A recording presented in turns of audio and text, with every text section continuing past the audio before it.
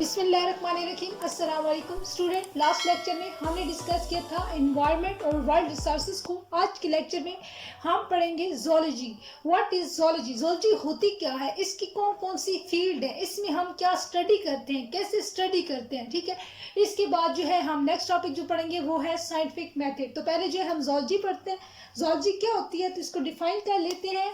Zoology क्या है? Study of animals है, ठीक है। इसके अंदर जो है हम एनिमल्स को स्टडी करते हैं। जू मीन एनिमल्स, ठीक है। तो एनिमल्स को जो है हम इसके अंदर स्टडी करते हैं। इस अब जो है बहुत ज़्यादा जो है वैरायटी ऑफ एनिमल्स हैं, ठीक है।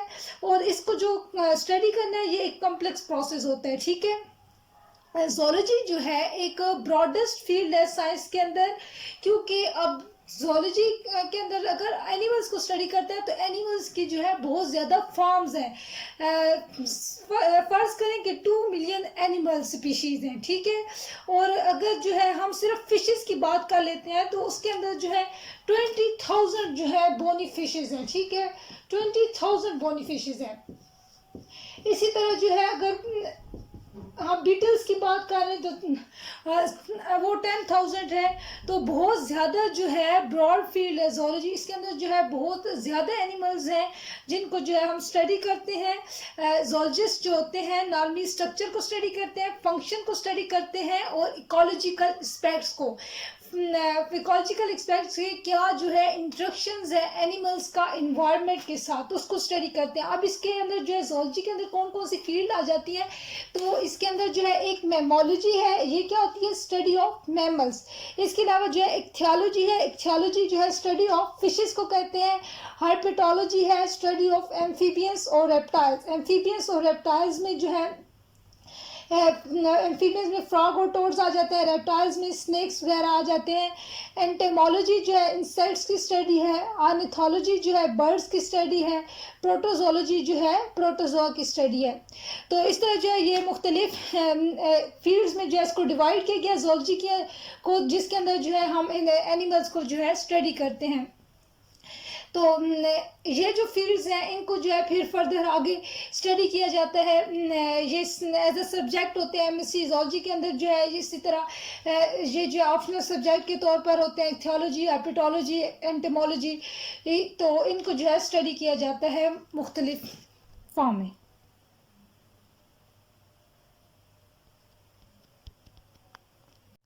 चलिए तो फर्ज करते हैं कि हम जो है एक ले लेते हैं थियोलॉजी को ज़ूलॉजी की स्टडी के अंदर, ठीक है, जो कि स्टडी ऑफ फिशेस है। तो इसके अंदर क्या होता है, जो स्टडी करते हैं थियोलॉजी को, मतलब कि फिशेस को, तो उनको हम क्या कहते हैं? इक्थियोलॉजिस्ट। इक्थियोलॉजिस्ट, ठीक है।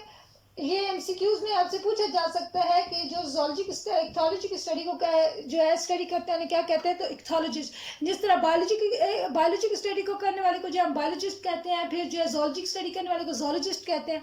इसी तरह फिशेस की स्टडी जो सिर्फ करते हैं उनको हम जो है इक्थियोलॉजिस्ट कहते हैं। तो वो क्या स्टडी करते हैं?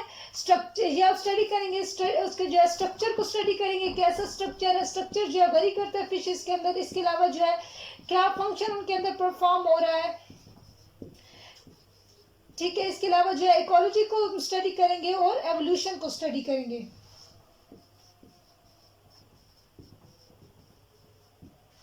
तो इसी तरह जो है एक ग्रुप है फिशेस का सिक्रेट। ये जो है लार्ज ग्रुप ऑफ फिशेस है।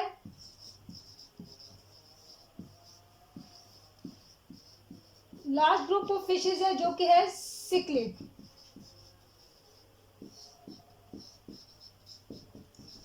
अब इनके अंदर जो है मुख्तलिफ बॉडी फॉर्म्स होती हैं, कलर पैटर्न्स होते हैं, हैबिटेट्स होती हैं। तो सिक्लेट के अंदर भी जो है बहुत सारी स्पीशीज़ जो है वैरायटीज़ हैं, बहुत फॉर्म्स हैं जो कि फिशेस जो आपस में डिफ़र करती हैं। स्ट्रक्चर पे जो है वो डिफ़र कर रही होंगी, कलर पैटर्न के फॉर्म में डिफ़र कर रही होंगी, हैबिटेट की फॉर्म में। इसके अलावा जो है बॉडी शेप्स के अंदर जो है वो आपस में डिफ़र कर रही होंगी। जैसे जो अगर हम उनकी फीडिंग हैबिट्स के अंदर आती हैं तो कुछ होती हैं।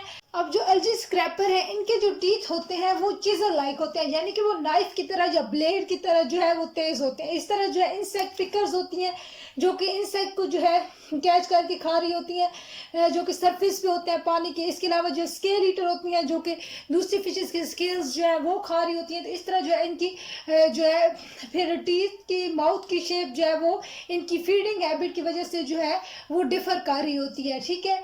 इसके अलावा जो है रिप्रोडक्शन में देखा जाए तो कुछ जो होती हैं वो ब्रूड जो होती हैं उनके माउथ के अंदर होते हैं, वो क्या करेंगी, इनहेल करेंगी स्पर्म को। स्पर्म क्या होता है, मेल गैमीट होता है, ठीक है, उसको इनहेल करेंगी, ठीक है। उसके बाद क्या होगा कि फर्टिलाइजेशन होगी उनकी माउथ के अंदर, ठीक है।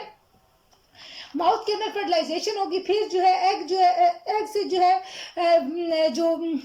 जो इनका बेबी होगा छोटा से, जो है हम फिशेस के जो होते हैं छोटे उनको हम सीड कहते हैं। उसके बाद जो है लार्वी और फिर जो है वो फ्राई और फिंगरलिंग स्टेजेस में जो है कन्वर्ट हो जाता है। तो ये जो सीड होगा ये फिर जो है वो हैच हो जाएगा। फिर जो है इसके बाद फर्टिलाइजेशन, अब जो डेवलपमेंट फर्टिलाइजेशन जो है वो उसके माउथ के अंदर ही होती है, ठीक है। फिर जब वो हैच हो जाएगा उसके बाद जो है जब वो बाहर आ भी जाएगा, उसके बाद जब भी वो कोई इन्वायरमेंट के अंदर कोई भी खतरा महसूस करेगा तो वो जो है अपने आप को सेव करने के लिए दोबारा से अपनी जो है मदर के माउथ में जो है पहुंच जाएगा, सेफ्टी के लिए जो है फिर वो दोबारा से माउथ में पहुंच जाएगा। इस तरह जो जोलॉजिस्ट जो होते हैं उनका क्या काम होता है कि वो प्रिजर्व करते हैं इन स्पीशीज को, इनके फीडिंग हैबिट्स को वो देख रहे हैं, रिप्रोडक्शन टाइप्स को देख रहे हैं। तो और इस तरह जो है वो फिर ऐसे मेथड जो है वो डेवलप करते हैं ताकि प्रिजर्व कर सके स्पीशीज को, ठीक है। तो जोलॉजिस्ट का काम क्या है कि वो जो है इनके ऑब्जर्व करना है, इनके बिहेवियर को, इनकी टाइप्स को, फिर जो है इनको एंडेमिक इनको जो है खत्म होने से जो है बचाने के लिए इनको प्रिजर्व करने के लिए जो है इन्वायरमेंट प्रोवाइड करना, ताकि जो है बेस्ट इन्वायरमेंट हो जहाँ पे जो है ये अच्छे तरीके से जो है रह सकें, ठीक है।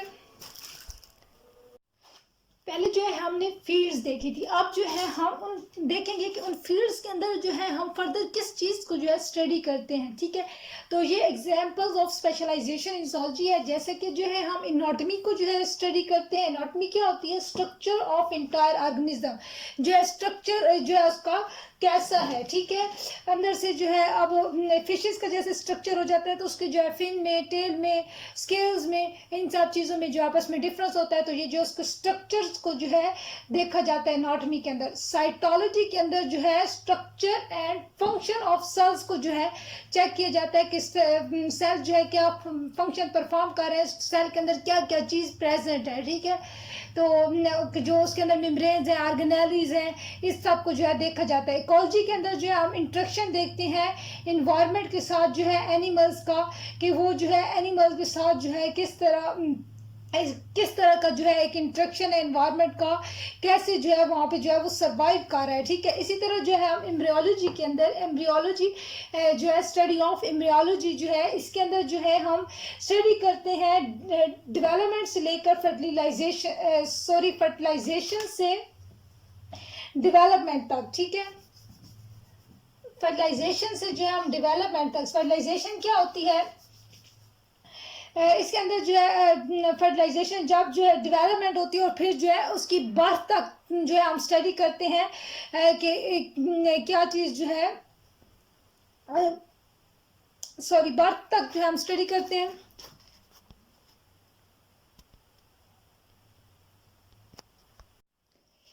अब एम्ब्रियोलॉजी के अंदर जो है हम जो है स्टडी करते हैं डेवलपमेंट फर्टिलाइजेशन और डेवलपमेंट और फर्टिलाइजेशन को, और उस वक्त तक जो है जब तक जो है बर्थ हो जाती है। फर्टिलाइजेशन जब जो है दो गैमीट्स आपस में स्पर्म और एग मिलते हैं तो फर्टिलाइजेशन स्टार्ट होती है, वहाँ से जो है फिर उसकी डिफरेंट स्टेजेस आती हैं, एम्ब्रियो की स्टेजेस होती हैं, और उसके बाद जो है बर्थ या हैचिंग टाइम तक जो है एम्ब्रियोलॉजी के अंदर जो है हम ये स्टडी करते हैं। इसके अलावा जो है नेक्स्ट फील्ड है जेनेटिक्स। जेनेटिक्स में जो है हम स्टडी करते हैं ट्रांसमिशन ऑफ ट्रेट्स को, जो है कैसे जो है वो पेरेंट्स से ऑफस्प्रिंग्स के अंदर जो है उसके जो कैरेक्टरिस्टिक्स हैं पेरेंट्स के वो ट्रांसफर हो रहे हैं। हिस्टोलॉजी के अंदर जो है हम टिश्यू की स्टडी करते हैं, जैसे कि मसल टिश्यू हो गया, इस तरह पैरासाइटोलॉजी के अंदर जो है स्टडी करते हैं उन एनिमल्स को जो कि लिव इन और ऑन अदर ऑर्गेनिज्म, जो कि जो है पैरासाइट्स के तौर पर, जैसे कि जो है ह्यूमंस के अंदर देखा जाए तो जैसे कि जुइयाँ जो होती हैं वो एज अ पैरासाइट्स हैं। इसके अलावा जो है ये इनके फ़ायदे भी होते हैं, नुकसान भी होते हैं, तो इसको आगे से क्लासीफाई किया जाता है। ठीक है, तो कौन सा बेनिफिट दे रही है इस बेस पे भी जो है इनको चेक किया जाता है। तो पैरासाइटोलॉजिस्ट जो होते हैं उन एनिमल्स को स्टडी करते हैं एज अ पैरासाइट्स जो है रहते हैं, या तो अंदर रहते हैं या फिर जो है उनकी जो है बाहर रहते हैं। ठीक है, सिस्टमेटिक्स के अंदर जो है क्लासिफिकेशन ऑफ एनिमल को स्टडी किया जाता है। एनिमल्स का जो है आपस में क्या रिलेशन है, किस तरह जो है वो आपस में रिलेट्स कर रही हैं। ठीक है, तो सिस्टमेटिक्स के अंदर जो है क्लासिफिकेशन और जो है इंटर रिलेशनशिप जो है एनिमल्स के अंदर जो होता है उसको स्टडी किया जाता है। ठीक है, अब एनिमल की क्लासिफिकेशन जो है वो किसने दी थी, तो क्लासिफिकेशन ऑफ एनिमल जो है कार्ल लिनियस ने सबसे पहले दी थी। उस क्लासिफिकेशन के मुताबिक जो है एक kingdom, phylum, class, order, family, species और जीनस, इस तरह जो है उनको एनिमल्स को लिखा जाता है। अब किंगडम में जो है एनिमिलिया, ठीक है, सारे जो एनिमल्स हैं, तो एनिमल की क्लासिफिकेशन लिख रहे हैं तो यहाँ पे जो है एनिमिलिया आएगा। अगर जो है प्लांट्स के लिखे आएंगे तो किंगडम प्लांटी आ जाएगा। ठीक है, फाइलम जो है आर्थ्रोपोडा भी हो सकता है, कार्डेटा भी हो सकता है। ठीक है, तो मुख्तलिफ जो है फाइलम, फिर क्लास के अंदर जो है फर्दर क्लासेस आ जाती हैं।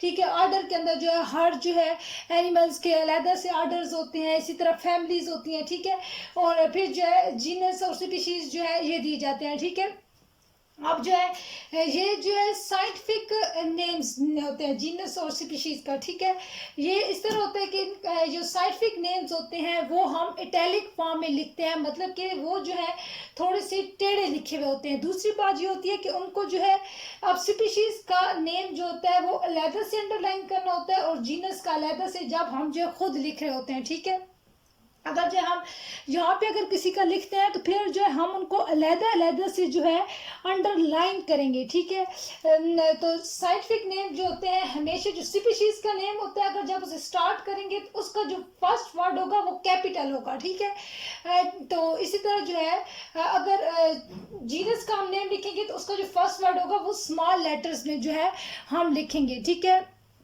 जैसे कि हम जो है हाउस फ्लाई की बात करते हैं तो उसके अंदर उसका नाम है डोमेस्टिका मस्का। ठीक है, तो उसके अंदर जो डी है हम इधर बड़ा लिखेंगे और यहाँ पे जब हम उसका नेम लिखेंगे तो एम जो है वो छोटा लिखेंगे।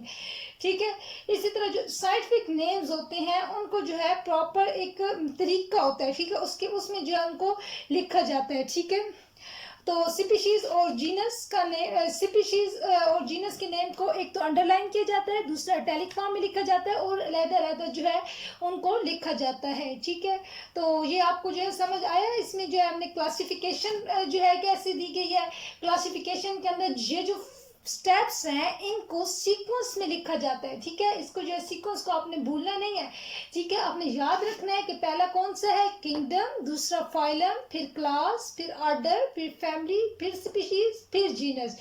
ठीक है, ये जो है फिर फर्दर जब आप क्लासिफिकेशन पढ़ते हैं तो किंगडम जो है अगर एनिमल्स की बात करें तो एनिमल्स को लिखेंगे, फिर फाइलम्स के अंदर जो है इसी तरह आप चेक करेंगे कि कौन सा फाइलम है उस एनिमल्स का, फिर कौन सी क्लास है, ऑर्डर है, फैमिली, और फिर जो आप साइंटिफिक नेम लिखेंगे। ठीक है, तो हमेशा जो स्पीशीज नेम होता है वो कैपिटल लेटर से और जो जीनस नेम है वो अपने स्मॉल लेटर में जो है लिखना है।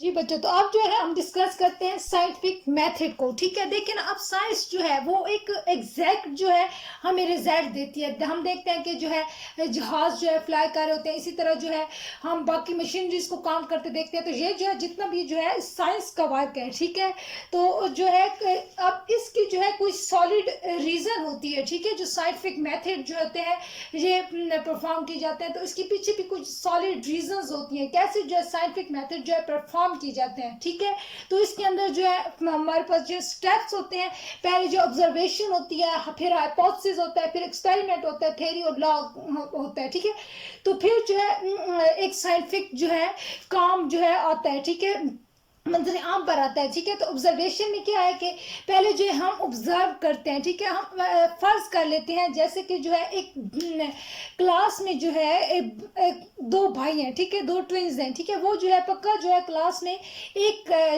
फर्ज करें कि बायोलॉजी के पीरियड में जो है वो सो जाते हैं। ठीक है, तो ये हमारी ऑब्जर्वेशन है कि वो रोज जो है एक ही टाइम पे क्यों सो रहे हैं, ठीक है। तो इसको जो है हम स्टडी करेंगे कि वो ऐसा क्यों हो रहा है। तो ये हमारी ऑब्जर्वेशंस हैं कि वो रोज ही उसी क्लास में जो है सो रहे हैं, ठीक है। फिर जो है हम इन ऑब्जर्वेशंस को देख के हमारे अंदर जो एक क्वेश्चन जनरेट होता है, हम इसकी रीजन फाइंड करना चाहते हैं, ठीक है। तो फिर जो है हम हाइपोथेसिस बनाते हैं। हाइपोथेसिस क्या होता है, जैसे कि जो है हम कोई बात अज्यूम कर लेते हैं, जैसे कि मेरा हाइपोथेसिस ये है कि मैं जो आपको लेक्चर समझा रही, पता नहीं आपको समझ आ रही है या नहीं, आपने पूरा सुना है या नहीं। इसी तरह जो मुख्तलिफ हाइपोथेसिस बनाए जाते हैं, ठीक है। जैसे कि अब वो जो ट्विन्स हैं क्लास में जो सो जाते हैं, ठीक है, उनके अंदर जो है हम हाइपोथेसिस बनाते हैं कि हो सकता है वो क्लास से पहले आने से पहले जो है वो लंच ज़्यादा कर लेते हो, ठीक है। ये भी हो सकता है कि वो जो है रूम जो है गर्म है, इसकी वजह से उन्हें नींद आ जाती है, या फिर जो है वो क्लास में पीछे बैठते हैं तो इस वजह से उनको नींद आ जाती है, ठीक है, वो एक लेजी किस्म के हैं। या फिर जो है जो प्रोफेसर उन्हें पढ़ा रहा है वो एक बोरिंग है। ये जो मुख्तलिफ का जो सवाल हमारे जहन में आते हैं, ठीक है। तो ये जो हमारा एक हाइपोथेसिस होता है, ठीक है। फिर जो है हम इसको चेक करते हैं कि क्या ये बात ठीक है या नहीं ठीक है, ठीक है। तो इसको जो है फिर जब जो चेक करते हैं तो ये हमारा एक्सपेरिमेंट हो जाता है, ठीक है। एक्सपेरिमेंट के अंदर जो है हम देखते हैं फिर कि क्या वाकई ये हमारा हाइपोथेसिस ठीक है या नहीं, उसको जो है हम साबित करते हैं हाइपोथेसिस को, ठीक है। तो हम हाइपोथेसिस को क्या कहते हैं कि ये जो है पॉसिबल कॉज ऑफ फिनोमेना है, ठीक है, कोई वजह है, ठीक है। जो है हम वैसे इसको ऑब्जर्व करते हैं, ठीक है। ये हम हाइपोथेसिस किस बेस पे देते हैं, अपने पास्ट एक्सपीरियंस की बेस पे, ठीक है, कि हमें जो है कुछ पता होता है, हमारा जो एक्सपीरियंस होता है, या पहले जो है ऐसा हम जो है देख चुके होते हैं कि पहले वो बच्चे इस वजह से सो जाते थे, तो इसलिए हम कहते हैं कि यही वजह होगी, ठीक है। तो ये जो है हम अपने एक्सपीरियंस की वजह से जो है हाइपोथेसिस बनाते हैं, ठीक है। अब हम जो अगर एक्सपेरिमेंट करें तो हम करते हैं कि जो अब एक बच्चा है उसने जो है अपना लंच अब वो लेट करेगा, ठीक है। ये अब हमारा एक्सपेरिमेंट है, ठीक है। हम कहते हैं कि दोनों भाई है ना, ठीक है, फर्ज करें कि कोई भी जो है दो भाई हैं, ठीक है, एक 1 और एक को 2 का नाम देते हैं, ठीक है। अब इसने जो है अपना लंच जो है पोस्टपोन कर दिया, ये जो है अब लेक्चर के बाद जो है अपना जो है लंच करेगा, ठीक है, जबकि जो है इस वाले भाई ने कर लिया है, ठीक है। एक हम एक्सपेरिमेंट के अंदर भी जो हम ग्रुप रखते हैं, एक एक्सपेरिमेंटल ग्रुप होता है और एक कंट्रोल ग्रुप होता है, ठीक है। तो ये हमारा जो है कंट्रोल ग्रुप है और ये हमारा एक्सपेरिमेंटल ग्रुप है। तो इसने जो है पोस्टपोन कर दिया है, ठीक है, ये लेक्चर के बाद जो है खाना खाएगा, ठीक है। तो अब क्या है कि हम जो है कहते हैं कि हम देखते हैं कि ये वाला जो है ये ज्यादा एक्टिव है, ठीक है, मोर एक्टिव, ठीक है, और जो दूसरे वाला भाई है वो कम एक्टिव है, ठीक है, ये लेस एक्टिव है, ठीक है। तो हम कहते हैं कि ये जो है खाने की वजह थी, ठीक है, कि उसने ज्यादा खाना खा लिया था जिसकी वजह से जो है वो ये वाला जो है ये लेस एक्टिव हो गया है और ये जो है ज्यादा एक्टिव है, ठीक है। अगर ये हमारा फर्स्ट एक्सपेरिमेंट है, ठीक है। अगर जो है हम दूसरा एक्सपेरिमेंट करते हैं, हम जो है अगर बैक बेंचर्स की बात करते हैं, ठीक है, तो जो फर्स्ट वाला है उसको हम जो है आगे भेज देते हैं बैठने के लिए, ठीक है, फ्रंट पे भेज देते हैं, ठीक है, और सेकंड वाला जो है वो बैक पे बैठा रहेगा। तो फिर हम कहते हैं जो फ्रंट वाला है वो ज्यादा एक्टिव है बैक वाले से जो कि पीछे बैठा है, ठीक है। तो इस तरह जो है हम एक थ्योरी पेश कर देंगे, ठीक है। थ्योरी जो होती है, जो हमारा जो रिजल्ट आता है, हाइपोथेसिस जो होता है जो करेक्ट हो जाता है। अब ये जो है हम दोनों हाइपोथेसिस जो है यहाँ पे एक्सपेरिमेंट में हमने करेक्ट किए हैं, ठीक है, कि यहाँ पे जो है खाने की वजह ही है और जहाँ पे जो है बैक में बैठने की वजह ही है, ठीक है। तो ये जो है जब हाइपोथेसिस जो होता है वो करेक्ट हो जाता है तो वो जो है एक थ्योरी बन जाता है या फिर जो है एक लॉ बन जाता है, ठीक है। थ्योरी और लॉ के अंदर भी जो है एक डिफरेंस है। ठीक है। थ्योरी वो होती है जहाँ पे जो है एक स्टेटमेंट दे दी जाती है, जिस पे जैसे कि जो है ये एक स्टेटमेंट दे दी गई है, ठीक है। अब इस पे जो है मुख्तलिफ साइंटिस्ट जो है वो अपना वर्क करेंगे, ठीक है, और इसको जो है फर्दर जो है ये चेंज हो सकती है। जबकि जो एक लॉ है वो थ्योरी के बाद जो है ये अब जब फर्दर इस पे जो है कोई एक्सपेरिमेंट नहीं हो सकता, ठीक है। तो फिर जो है थ्योरी जो है लॉ के अंदर जो है कन्वर्ट हो जाती है, ठीक है। फिर लॉ जो है वो चेंज नहीं हो सकता होता, ठीक है। तो ये जो हो गए साइंटिफिक मेथड्स हो गए। तो साइंटिफिक मेथड्स के अंदर जो है पहले हम ऑब्जर्व करते हैं, फिर हाइपोथेसिस बनाते हैं, कोई भी जो है क्वेश्चन जो है जो जनरेट होते हैं, फिर उन क्वेश्चंस को जो है हम साबित करने के लिए एक्सपेरिमेंट करते हैं। अच्छा, अगर जो है हमारे जो है यहाँ पे एक्सपेरिमेंट के अंदर जो है अगर वो हाइपोथेसिस हमारा यहाँ पे गलत हो रहा है, तो फिर जो है हम दोबारा से जो है यहाँ से वापस जाएंगे और नया हाइपोथेसिस बनाते हैं, ठीक है। फिर हम अपने हाइपोथेसिस चेंज करते हैं जब तक जो है ये सब, अब यहाँ पे दोनों पे हमने जो है साबित किया है कि ये हमारा हाइपोथेसिस ठीक है। अगर जो है यहाँ पे एक्सपेरिमेंट के अंदर हाइपोथेसिस रॉन्ग होगा तो हम दोबारा जो है न्यू हाइपोथेसिस बना के जो है उसको फिर नए क्वेश्चन के साथ जो है जो ऑब्जर्वेशंस में आए हैं उनको जो है फिर दोबारा से जो है हाइपोथेसिस बनाएंगे और फिर जो एक्सपेरिमेंट को जो है करेंगे, ठीक है। तो ये जो है साइंटिफिक मेथड हो गया, कैसे जो है थ्योरी बनती है, लॉ बनती है, कैसे जो है साइंस जो है वर्क करती है, ठीक है। जब एक लॉ बन जाता है तो वो फिर जो है वो परफेक्ट होता है, एग्जैक्ट होता है, उसके जो है फैक्ट्स होते हैं, फिर जो लॉ को यूज करके जो है फर्दर काम किए जाते हैं, ठीक है। तो साइंस जो होती है एक बेस्ट वे के अंदर जो है काम करती है साइंटिफिक मेथड को यूज करके जो है, ठीक है। तो आज का जो है लेक्चर कंप्लीट हुआ। इसके अंदर जो है हमने पहले जोलॉजी को पढ़ा है, जोलॉजी क्या होती है, उसके अंदर क्लासिफिकेशन पढ़ी, उसकी मुख्तलिफ फील्ड्स को पढ़ा है, फिर हमने जो है साइंटिफिक मेथड जो है कैसे होते हैं, ठीक है, उसको पढ़ा है। अगर जो है आज के लेक्चर में आपको कुछ ना समझ आई हो तो आप जो है क्वेश्चन कर सकते हैं कमेंट के अंदर, तो मैं पूरी कोशिश करूंगी कि आपको जो है अच्छी तरीके से समझा सकूं, ठीक है। और अगर जो है आपको ये लेक्चर पसंद आया है तो प्लीज़ लाइक कर दें। थैंक यू, अल्लाह हाफिज़।